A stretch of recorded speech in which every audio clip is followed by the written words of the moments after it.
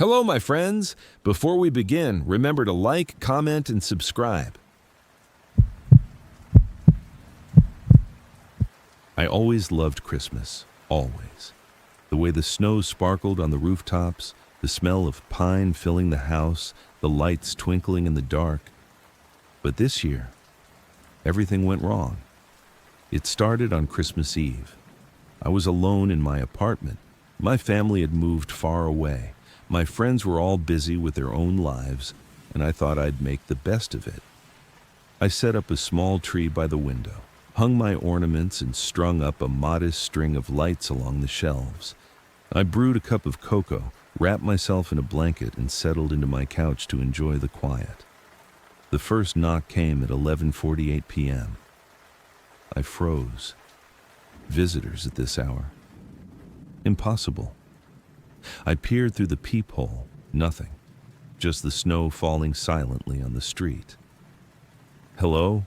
I called, my voice trembling slightly. No answer. I opened the door. Footprints, small, perfectly spaced, leading from the street to my porch and vanishing. I swallowed hard and closed the door.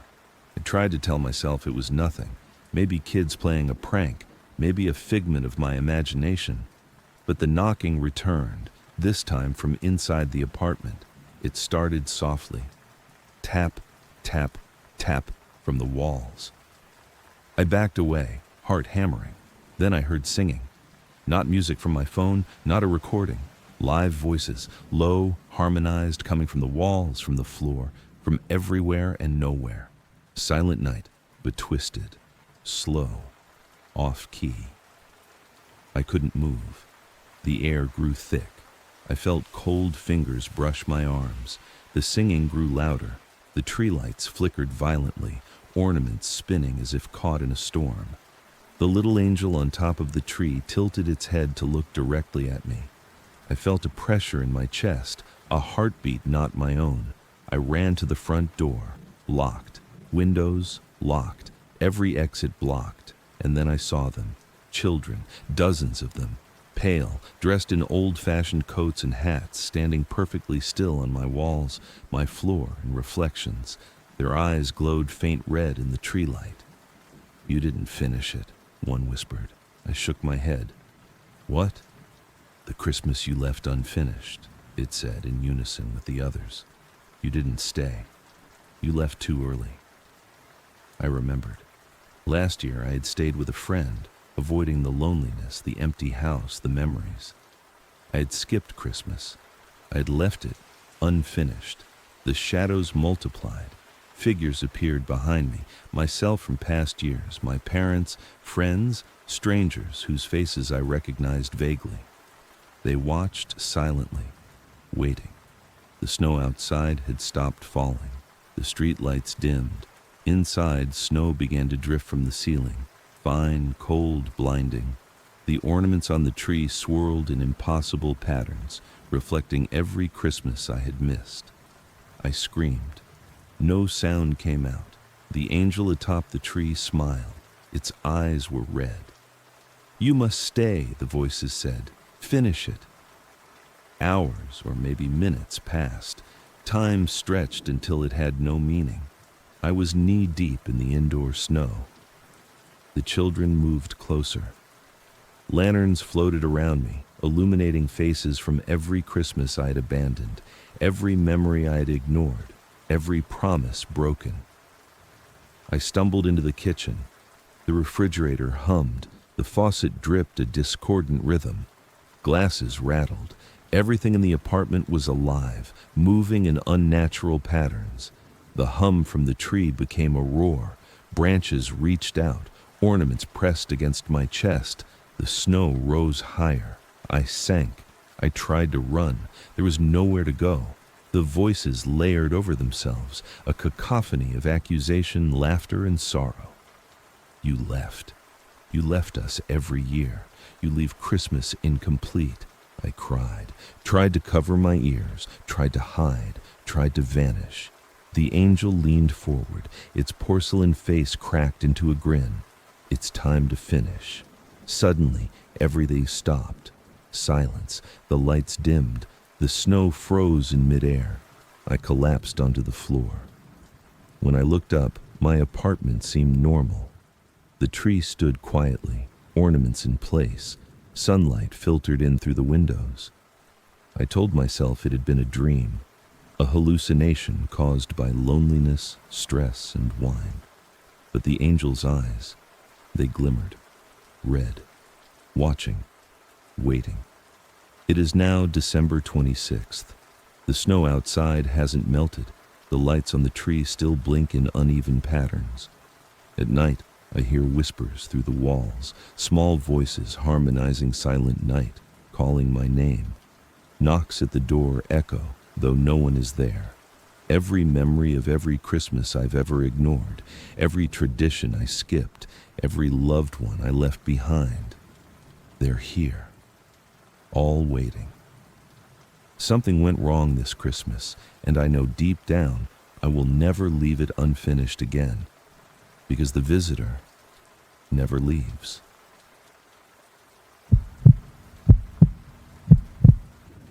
I had never celebrated Christmas alone before, not by choice exactly. Circumstances, distance, family obligations, whatever excuse I had used in the past, none of it mattered anymore. This year, I was alone. My apartment was small but warm. Snow had begun to fall gently outside my window, coating the streetlights in soft halos. I had a tree, a modest one, lights carefully strung, ornaments arranged just right. I poured myself a glass of wine, sat back on the couch, and admired it. It was quiet. Too quiet. Around 10:30 p.m., a knock shattered the silence. I froze. Visitors at this hour were rare. I wasn't expecting anyone.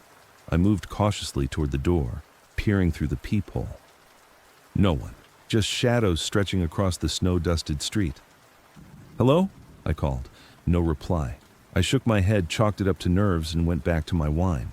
The knock came again, 3 sharp raps, then silence. I opened the door. Nothing. But I saw footprints, small, childlike, pressed into the snow, leading from the street, curving around my porch, and disappearing into the dark. I told myself I was imagining things, maybe some kids playing a prank.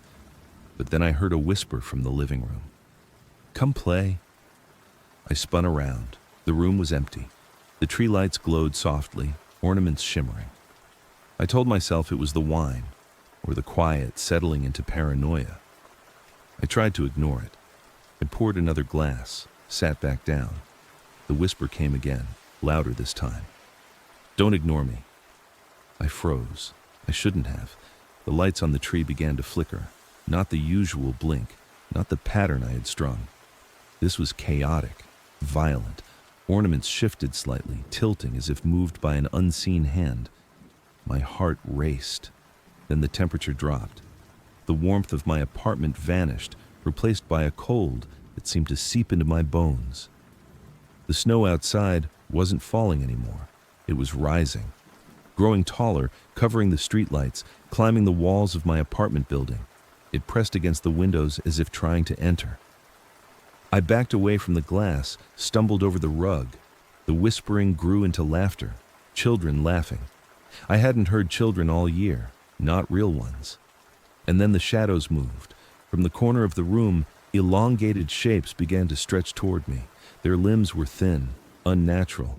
Their faces were pale and smiling. Their eyes glimmered red in the reflection of the tree lights.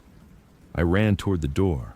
Locked, tried the windows, locked. They were inside now. I could feel their presence. I stumbled into the kitchen. Glasses rattled. The refrigerator hummed a tune that wasn't familiar. Off-key, discordant, almost melodic in a way that made my teeth ache. I grabbed a knife. Anything to feel safe. The whispers came again.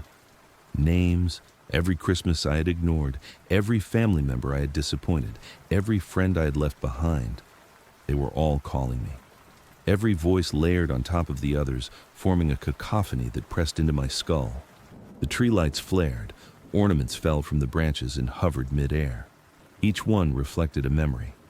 A Christmas I had skipped, a dinner I had missed, a gift I hadn't sent. Each one stared at me, judging, accusing. Then, one of them, the smallest, closest to the floor, spoke. "You didn't finish it." I didn't understand. "You left it unfinished last year," it said. I remembered. I had ignored Christmas last year, stayed with a friend, too tired, too lonely. I'd skipped traditions, skipped family, skipped everything. And now it was here. The shadows multiplied. Figures of children, adults, even versions of myself from past Christmases surrounded me. They moved closer, smiling, mouths open in silent laughter. The room seemed to stretch, the walls bending, the ceiling rising impossibly high. Snow began to fall inside, fine, cold, glittering. I was knee-deep in it before I could stop. The tree had grown, not taller, but alive. Its branches reached out like tendrils, ornaments spinning faster and faster. A small bell rang in its branches. The sound pierced my chest. My knees buckled. "You must stay," the voices said all at once. "Finish what you started," I screamed. No sound left my mouth. The figures laughed. The tree leaned closer. Snow swallowed my feet. Hours, or maybe minutes, passed. Time no longer existed. I don't know if I closed my eyes or if I ever slept. The lights never dimmed. The snow never melted. The voices never stopped. Eventually, everything went quiet. I woke up on the couch. Christmas morning. Sunlight through the windows, snow gently falling outside. Everything seemed normal. I told myself it was a dream. But when I looked at the tree, the angel at the top was smiling differently. Her eyes gleamed red. And the ornaments, dozens of faces stared at me. Faces of people I had ignored, abandoned, forgotten. The hum started again. Now it is December 26th. The snow hasn't melted. The tree lights are still blinking. Every night I hear the whispers, the knocks at the door, the laughter of children that aren't there.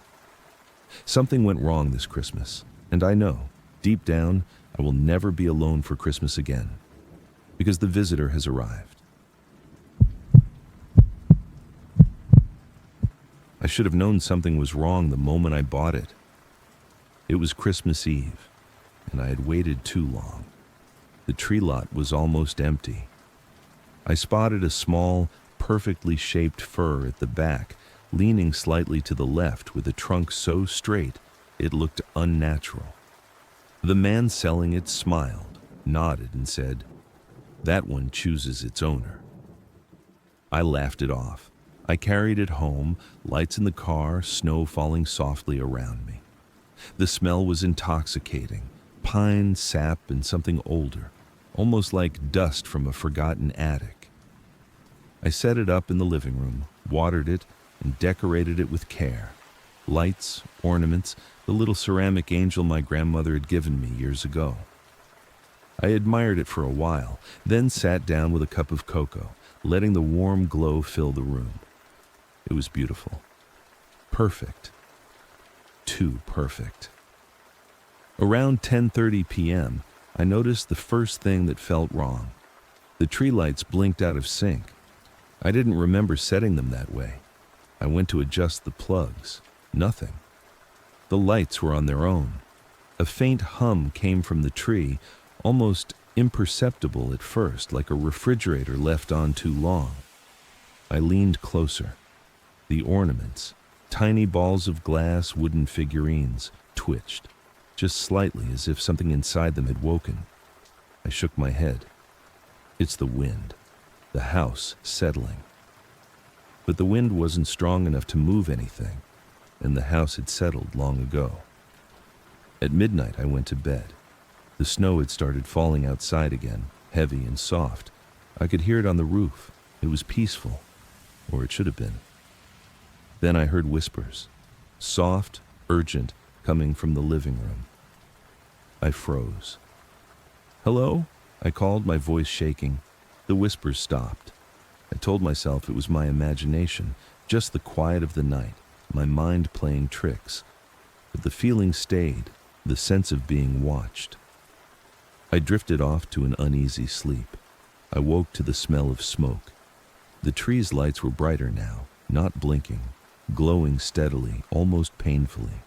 The hum had grown louder, a low vibration through the floorboards, the walls, the air itself. I got up. The ornaments were moving more clearly now, circling the branches, spinning slowly. One of them, a small red ball, flew off the branch and rolled across the floor toward me. I stepped back. Then I saw it. Reflected in the window, behind me, was something I didn't recognize, a shadow. Tall, dark, leaning over the tree. Its face was obscured, but its eyes gleamed in the light of the ornaments. I spun around. Nothing. Just the tree. Just me. Over the next hour, things escalated. The ornaments rearranged themselves. Garlands twisted like snakes. The angel on top shifted slightly, head tilting to look directly at me. I grabbed my phone. No signal. The battery drained rapidly. Even the clock on the microwave had stopped. Midnight stretched endlessly. I tried to leave the room. The front door wouldn't budge. Windows wouldn't open. The lights outside were flickering, reflecting off the snow, casting long, impossible shadows that weren't mine. And then the tree spoke. A whisper, deep and layered, coming from the trunk, the branches, everywhere at once. "You left last year." "What?" I stammered. "You left it unfinished." The ornaments shook violently. One of the glass balls shattered, spilling red liquid onto the carpet. My heart pounded. I remembered. Last Christmas, I'd stayed at a friend's place, avoiding the empty house, avoiding the memories, avoiding the tree.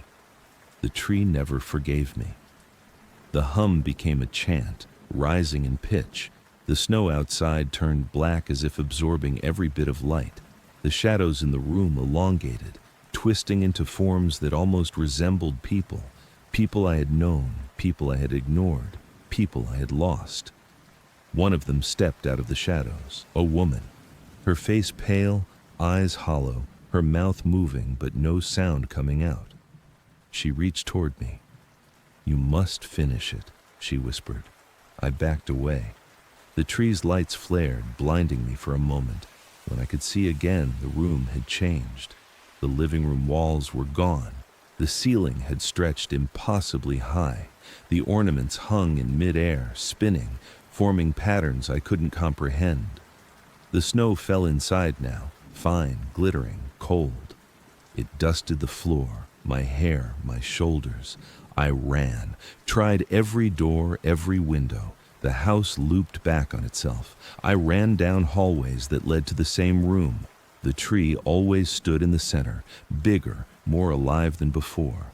The ornaments glimmered with tiny reflections, my past Christmases, moments I had forgotten, mistakes I had made, loved ones I had ignored. They moved as if watching me, judging me, and the whispers never stopped. I collapsed in front of the tree. The angel on top looked at me, the small porcelain face smiling knowingly. The hum rose to a roar. The tree's branches grew, stretching toward me, filling the room, crowding me, pressing against my chest, my shoulders. "You must stay," the voice said. "You left last year. You leave too soon." The floor beneath me became snow, deep snow, rising, burying my legs. I tried to scream. I tried to move. The tree loomed above me, branches wrapping around my arms, holding me in place. The ornaments spun faster. Each one reflected a different Christmas I had skipped, each face frozen in disappointment. I realized then, the tree wasn't just alive, it was keeping score. And I had failed. Hours or maybe minutes passed. Time had no meaning, I couldn't tell. The shadows receded slightly. The snow stopped falling. The lights dimmed. But the angel's eyes glowed. I could hear it breathing, watching, waiting. Finally, everything went quiet. I woke up on the couch, sunlight streaming through the windows, snow falling gently outside. Everything seemed normal. I told myself it was a dream, a hallucination, just stress and loneliness. I smiled weakly, sipping my cocoa. But when I looked at the tree, I saw it. The angel's face had changed. Its eyes were no longer porcelain white. They gleamed, deep red, and in the reflection of the ornaments, dozens of small faces stared at me. Faces of past Christmases, faces of people I had ignored, abandoned, forgotten. The hum started again. It's now December 26th. The tree still glows. The lights never went out. The ornaments move when I'm not looking. The snow outside refuses to melt, and every night I hear whispers. Something went wrong this Christmas, and I know deep down I will never leave, because the tree doesn't let go, because the Christmas I avoided has found me. I always liked Christmas lights, not the big displays, not the public stuff. I liked the quiet glow of a single house, the kind that makes the windows warm and safe looking when the snow falls. That was my tradition. Come home, pour myself a cup of cocoa, and stare at the little lights along my porch, watching them blink gently. Until this year.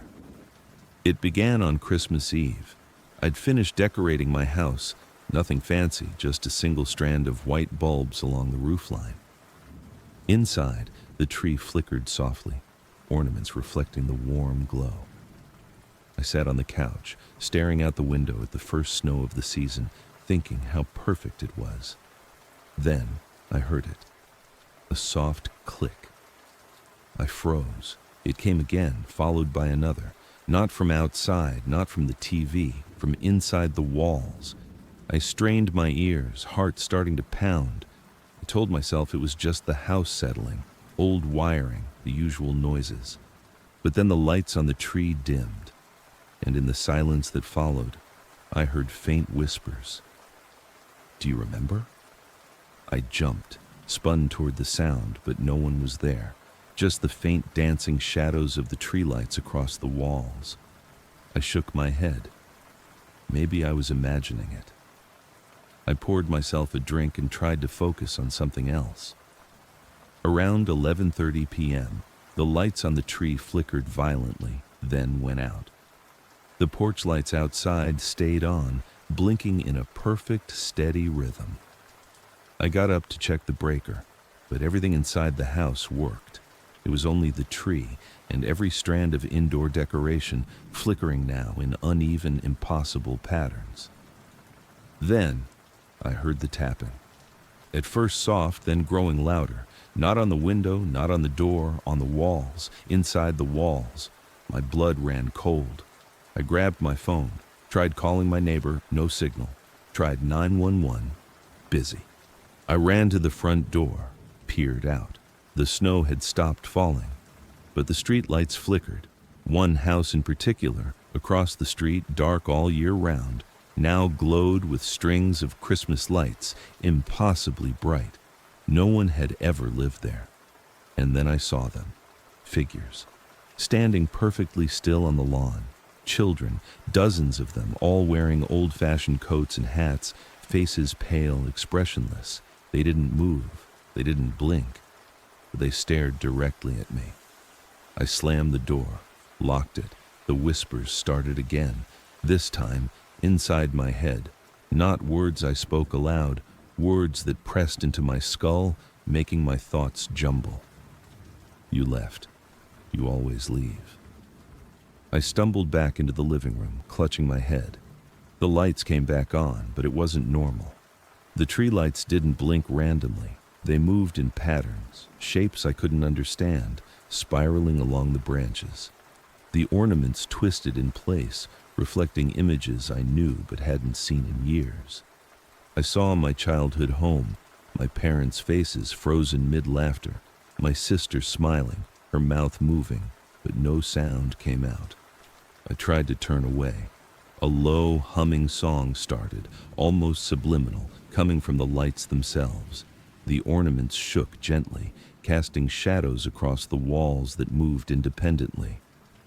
I wanted to scream, but no sound emerged. And then I noticed the reflection in the window. Not my reflection. A crowd. 100 versions of myself, all standing silently behind me, watching. I ran to the kitchen. My hands shook. Every cabinet door was slightly ajar, though I'd closed them hours ago. The refrigerator hummed an unnatural tune, and the faucet dripped, though the sink was empty. I grabbed the front door, tried to step outside. The snow was gone, the street was gone. Instead, I stood on a hilltop, covered in snow, yes, but the town was wrong. The houses leaned at odd angles, streets bent in impossible loops, windows glowed with Christmas lights, but inside each one, shadows moved, figures pacing, laughing, crying, but out of sync with reality. A voice called from below, familiar. My father's voice, shouting my name, calling me home for dinner. I froze. I hadn't heard him in years. He died 10 years ago. A lantern floated toward me, not held by anyone, just floating. A child's laugh followed, another lantern, another laugh. The figures began to climb the hill toward me. Children, adults, versions of myself from different years, all smiling, all watching. "You didn't finish it," the voice said, deep, layered, coming from everyone and nowhere at once. "What?" I yelled. "Christmas," it said. "You always leave. You always go home too soon." The snow rose higher. The hill extended, reaching into the sky. I tried to run back, but the ground stretched endlessly. Behind me, lights appeared, forming paths I couldn't navigate. Figures multiplied, the snow thickened, and I realized they weren't just people. They were time itself. Past Christmases. Every year I left early, skipped traditions, ignored the lights, ignored the warmth. They were here, waiting. A bell rang, not outside, not in my hands, in my chest, every heartbeat a strike. The children laughed, the lanterns spun faster, snowflakes fell, each one a tiny reflection of my past, freezing me in place. "Stay," they said, "finish what you started." I screamed, but it didn't leave my mouth.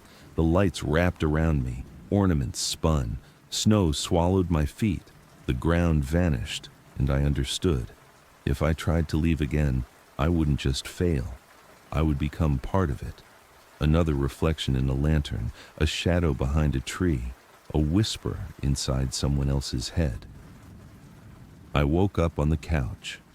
Christmas morning, sunlight spilling through the window, snow falling gently outside. I told myself it was a dream, a hallucination. I made coffee, looked at the tree, everything normal, until I saw the reflection, not my own. A crowd behind me, all smiling, all waiting. The snow didn't stop falling, the lights didn't stop blinking. And somewhere, far away or inside my house, a bell rang. Now it's December 26th. The snow hasn't melted, the lights still flicker. I cannot leave.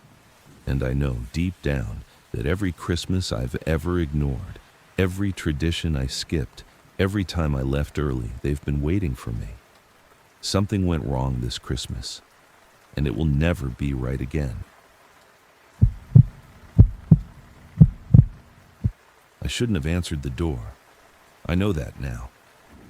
It was Christmas Eve. Snow draped over the town like a soft white blanket, muffling everything.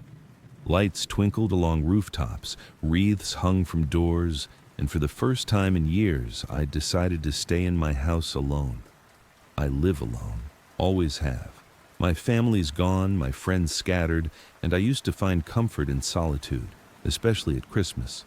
No expectations, no reminders of past mistakes. Just quiet. And that's why the knocking scared me. It started around 11:30 p.m., a slow, measured rap at the door, 3 beats, then a pause, then 3 more. I told myself it was the wind or a neighbor playing a prank. I was wrong. I opened the door, careful, peering into the snowy darkness. No one. Then a whisper. "Merry Christmas." It carried from the street, soft, almost pleasant. I stepped out onto the porch. Footprints were there, new in the fresh snow, leading away from the door, then circling back toward it. I froze. They were small, children's footprints, but they were too evenly spaced, too perfect. And then I heard it, a carol, harmonized voices, four-part, singing Silent Night. I strained to see in the dim light. The song was faint, distant, but unmistakable. I went back inside, locked the door. The caroling didn't stop. It echoed from somewhere in the house, or maybe the air itself. Walls shook gently with the vibrations of voices that didn't belong here. I called 911. The operator asked if there were any intruders. I said I didn't know. I didn't see anyone. The voices were everywhere, yet nowhere. The operator said someone would check. No one came. By midnight, the air was thick. Cold, yes, but something else. Something heavy, patient. The lights flickered. The Christmas tree's bulb twinkled oddly, like it was responding to the singing. Then, the front door creaked.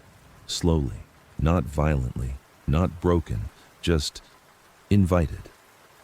I didn't move. A shadow passed across the threshold. Not one person, a group.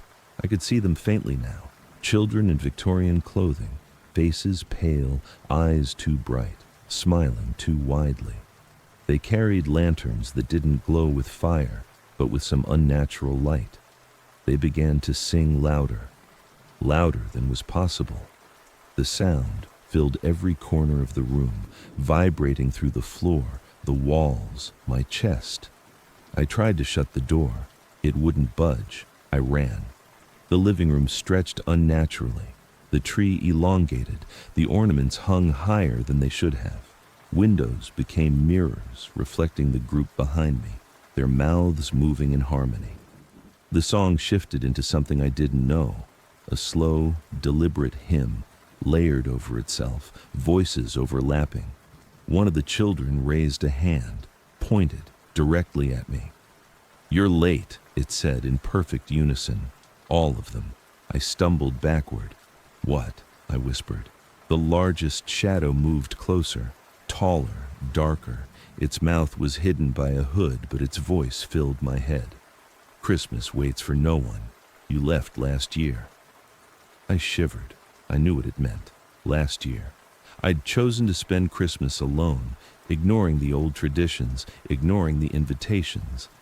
I thought I could escape the rituals, escape the town's strange, suffocating sense of expectation.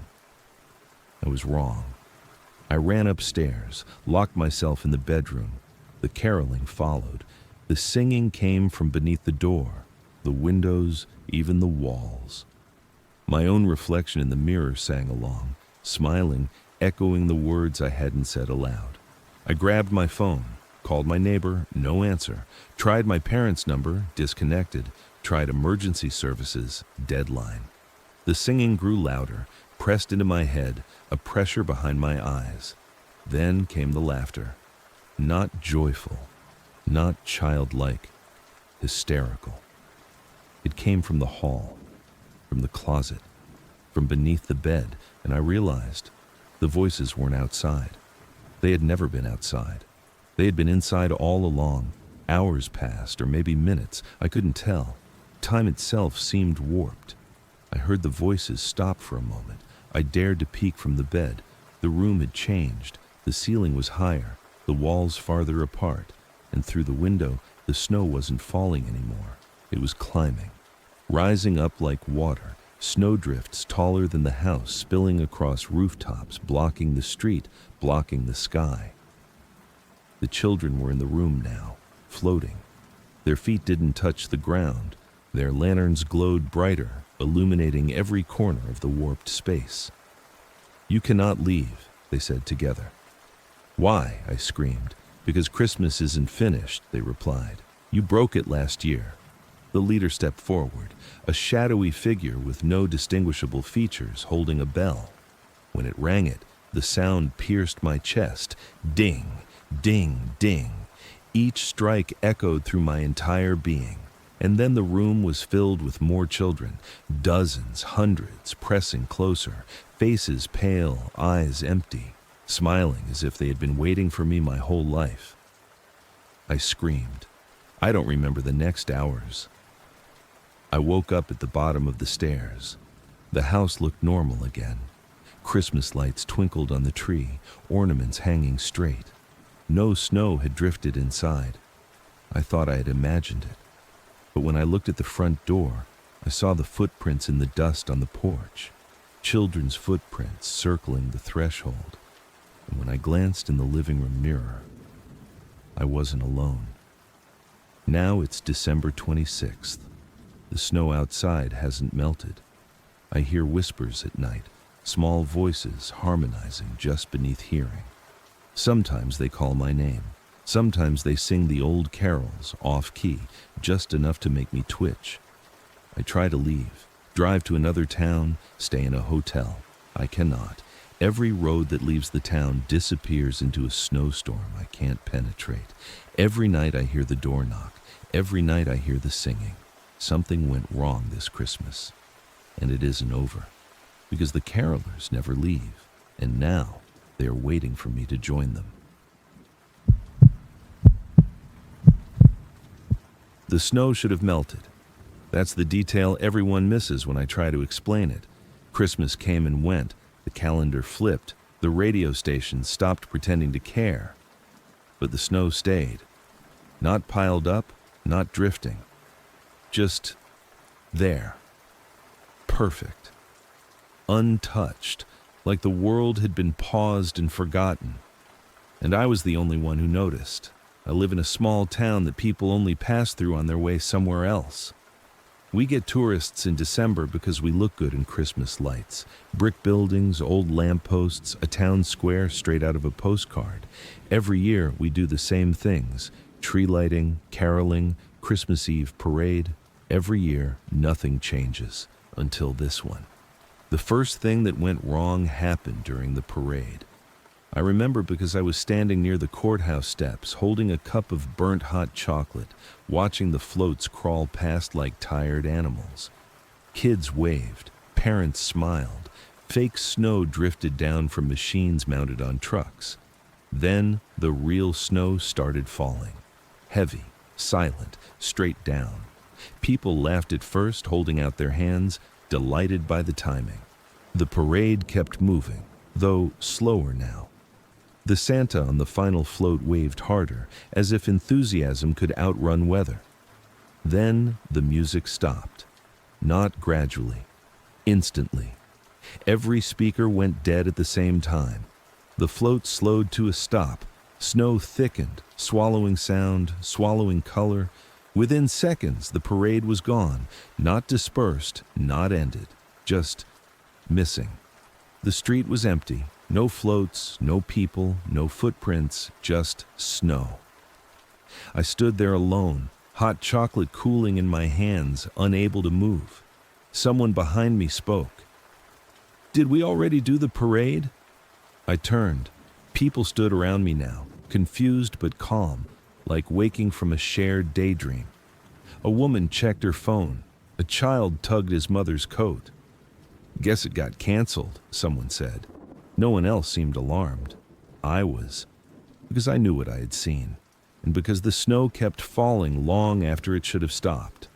By Christmas morning, the town was buried, not dangerously, not enough to stop anything, just enough to soften edges, to muffle sound. Plows ran, but the snow returned minutes later, settling exactly as it had before, like it remembered where it belonged. I noticed something else that morning. The church bells didn't ring. They always rang at 9. Always. I walked to the square. The big tree stood lit, ornaments gleaming beneath fresh snow. People milled about, sipping coffee, exchanging gifts. Everything looked normal. Too normal.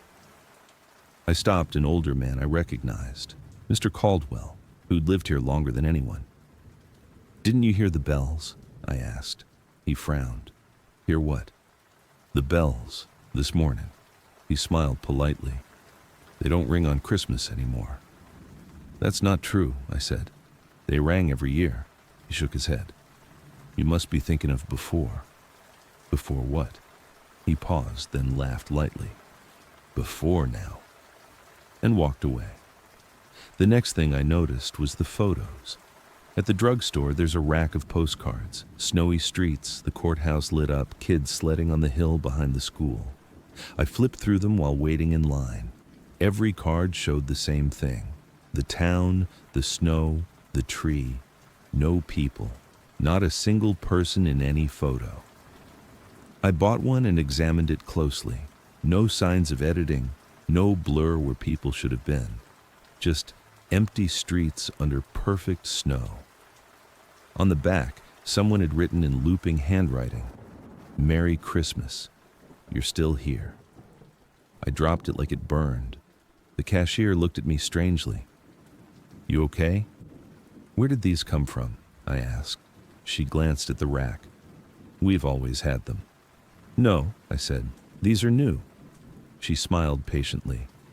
"Everything is new once." By December 26th, the snow still hadn't melted. The forecast promised sun. The temperature rose. Nothing changed. People didn't question it. They shoveled, drove, lived around it like it had always been this way. Christmas decorations stayed up, lights glowing day and night, never burning out. I went home and turned on the TV. Every channel showed the same thing. Our town. A live feed from above, snow falling, no people visible. A Chiron scrolled along the bottom of the screen. Christmas continues. I turned it off. The reflection in the dark screen lagged behind my movement. That night, I dreamed I was buried, not suffocating, waiting. Snow pressed gently against my face, my chest, my eyes. I could hear voices above me, laughter, music, carols sung slightly off-key. No one was digging, no one was leaving. I woke up screaming. Outside my window, snow fell steadily, soundless, endless. On the third day after Christmas, I found the footprints. They appeared outside my house overnight. Neat, evenly spaced prints leading away from my door and into the street. Only away. None coming back. I followed them. They led to the town square, where the tree lights still glowed. The footprints circled the tree once, then disappeared beneath untouched snow. In the center of the circle lay something half buried, a Santa hat. I recognized it instantly. It was the one from the parade. I looked up. The tree ornaments reflected the square back at me, dozens of tiny mirrors. In every reflection, I was alone, except one. In one ornament, just barely visible, the square was full of people, standing still, watching. I ran to the courthouse. The doors were unlocked. Inside, the air smelled like pine and old paper. Garland hung along the railings, brittle and dry. At the far end of the hall stood a large glass display case I had never seen before. Inside it sat a snow globe, not a decorative one, a large one, almost as tall as my chest. Inside was the town, perfectly detailed. The tree, the square, the courthouse. Tiny figures stood frozen in place, dozens of them, hundreds. I leaned closer. My breath fogged the glass. The figures weren't frozen, they were paused, mid-step, mid-wave, mid-smile. I recognized them, the parade, the floats, Santa, arm raised, children reaching for candy. Someone stood behind me. You weren't supposed to see that. I turned. A woman stood there, dressed in a red coat dusted with snow. Her face was pale, ageless. Her eyes reflected light like glass. "What is this?" I whispered. She glanced at the globe. "Christmas." "That's not," she interrupted gently. Something went wrong. My heart pounded. "You did this." She shook her head. "You did." I stared at her. "I didn't. You noticed," she said. "That's the problem." She stepped closer. The air grew colder. "Christmas works because people leave," she continued. "They come together, then disperse. Memory replaces presence." She placed a hand on the glass. This year, too many people wanted to stay. The figures inside the globe twitched. Tiny hands pressed against the glass from within. "What happens now?" I asked. Her smile was sad. Now it has to balance. She turned the globe slightly. Snow inside it began to fall, violently. I saw figures disappear beneath it. You can help, she said. I shook my head. No, she tilted her head. You already are. The next morning, the town was quieter. Fewer people out, fewer cars, the snow thicker. I walked through streets that felt wider than they should have been. Houses stood decorated, lights on, doors unlocked. Inside each one, I found the same thing. A table set, food untouched, a chair pulled slightly back, as if someone had just stood up and never returned. I saw my reflection in a window. Behind me, the snow fell harder. I understood then. The snow wasn't covering the town. It was collecting it. I ran. I don't know where I thought I could go. At the edge of town, the road stretched forward, clear, dry, normal. I stepped onto it. The snow stopped at the line. I turned back. The town stood behind me, quiet, glowing, buried. The woman in the red coat stood beside the road. You can leave, she said. That's how it fixes itself. I swallowed. And the others? She looked back at the town. They already stayed. I looked down at my boots. Snow clung to them. I hadn't noticed when it happened. It wouldn't brush off. I can't, I whispered. She nodded. I know. She stepped back. The road behind me vanished. Snow rushed forward, swallowing asphalt, signs, distance. The town breathed. I woke up in my bed. December 25th. Morning light, snow falling. The radio played carols softly. Everything normal. Except now, when I look out my window. The streets are empty. No footprints, no cars, no people. Just snow. And in the glass of my reflection, I can see tiny lights behind my eyes, like a town, waiting. Because something went wrong this Christmas, and it's still snowing. I shouldn't have answered the phone. That's the moment everything tipped, quietly, politely, like Christmas itself didn't want to draw attention to the mistake. The call came at 11:48 p.m. on Christmas Eve. I remember the time because I was watching the seconds tick away on the microwave clock, waiting for the day to end, waiting for permission to sleep, waiting for the world to move on without me. The phone rang once, stopped, then rang again. I didn't recognize the number. I almost let it go to voicemail. But Christmas has a way of making you feel guilty for ignoring things even when you shouldn't. So I answered. Hello?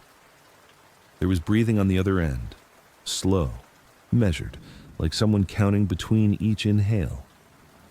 I think I have the wrong number, a man said finally. His voice was calm, too calm, flat in a way that felt practiced. That's okay, I replied. It's late. Yes, he said, it is. Silence stretched. I waited for him to hang up. He didn't. Instead, he said, Did you finish Christmas? The question caught me off guard. What? Christmas, he repeated. Did you finish it this year? I don't know what you mean, I said. He exhaled slowly. That's what I was afraid of. The line went dead. I stood in my kitchen for a long moment, phone still pressed to my ear, listening to nothing. Eventually, I laughed it off. Some drunk caller, some weird prank. Still, I locked the door. I live in a small house at the edge of town, cheap, quiet, and isolated enough that Christmas doesn't bother knocking. No decorations this year, no tree, no music. Just a single strand of white lights along the window, half of them burnt out. The microwave clock ticked closer to midnight, 11:53, 11:54. The phone rang again. Same number. I didn't answer this time. The voicemail notification popped up immediately. Against my better judgment, I listened. The man's voice was closer now. You didn't finish, he said, so it's starting over. The lights flickered. At 11:59, the power went out. Not just my house. Every light outside vanished at once. The street dissolved into darkness so complete it felt like the world had been turned off. Then, softly, I heard singing. Not from outside, from inside the walls. A Christmas carol, hummed slowly, deliberately, each note slightly out of tune. I followed the sound into the living room, my heart pounding so hard I could feel it in my throat. The TV turned on by itself. Static filled the screen, then resolved into an image. My house, from across the street. Snow falling gently. A figure stood on the sidewalk, staring directly into the camera, staring at me. My phone rang again. I answered without thinking. "Who are you?" I demanded. "I already told you," the man replied. "I have the wrong number." The figure on the TV lifted a hand and waved. My hand began to rise. I forced it back down. "No," I whispered. "You always do that," the man said gently. "Right before things go wrong." The front door opened. I hadn't unlocked it. Cold air poured in, carrying the smell of pine and old dust. Footsteps crossed the threshold, slow, deliberate, like the person entering wanted to be heard. I backed away into the living room. A man stepped inside. He looked ordinary at first glance, dark coat, gloves, and knit hat pulled low. But his face was wrong. Not distorted, not monstrous, just unfinished. Like someone had stopped halfway through deciding what he should look like. "You shouldn't be here," I said. He nodded. "Correct," he replied. "Neither should you. What do you want?" "To complete the exchange," he said. He gestured toward the TV. The image changed. It showed my childhood home, decorated, alive. My parents moved around the kitchen, younger than they should have been. My sister laughed in the background. The clock above the stove read 11:59 p.m. My chest tightened. "That already happened," I whispered. The man tilted his head. "No," he said. It started. The phone vibrated in my hand. A text message appeared. Unknown. "You left early." "I didn't leave early," I said. "I stayed. I remember." The man smiled sadly. "You stayed physically," he said, "but you weren't there." The walls of my living room began to stretch, the corners bending inward like melting wax. Christmas lights appeared along the ceiling, glowing weakly. "Christmas doesn't end when the clock hits midnight," he continued. "It ends when everyone stays until it's done." The TV flickered again. This time, it showed me. Standing in my parents' doorway, years ago, coat on, keys in hand, anger sharp and unresolved, leaving before dinner, before dessert, before forgiveness. "I was tired," I whispered. "Yes," the man said. So Christmas waited. The phone rang in my hand. Caller ID, home. I dropped it. The ringing continued anyway. The man stepped closer. "Every year," he said, "you get further away. But the call still goes through." "What happens now?" I asked. He glanced at the clock. 11:59. "Now," he said, "we see if you answer correctly." The room collapsed inward. Suddenly, I was standing in my childhood living room, fully real, fully solid. The tree stood in the corner, lights glowing warmly. The table was set. Laughter echoed from the kitchen. My mother stepped into the room and smiled. "There you are," she said. We were starting to worry. My throat burned. "I can't stay," I said. "I don't belong here anymore." Her smile faded slightly. "That's what you said last time." The clock ticked, didn't move. My father appeared behind her, watching me carefully. "You can't leave in the middle," he said. "I did," I whispered. "Yes," he replied. And look what happened. The walls flickered. For just a moment, I saw the truth. Dozens of versions of this room layered on top of each other. Christmases repeating, folding in on themselves, trying to close a loop that never finished. The man from my house stood in the corner now. "You can go," he said, "but someone has to stay." The phone rang again, louder, insistent. I looked at the table, at the empty chair, at the place set for me. The clock cracked. Midnight struck. The lights went out. I woke up on my couch. Christmas morning. Sunlight through the window. The house quiet. Normal. My phone buzzed. Sister, you left early again. Hope you're okay. Relief washed over me. I laughed. I cried. I told myself it was over. Tonight is December 26th. I'm writing this because my phone rang at 11:48 p.m. Same number. This time, when I answered, I heard my own voice. You still didn't finish, it said. Outside, Christmas lights flicker back on across the street. Inside my house, the clock has stopped at 11:59, and I finally understand. Something went wrong on Christmas, and the call is still ringing. Thanks for listening. Like the video and subscribe for more.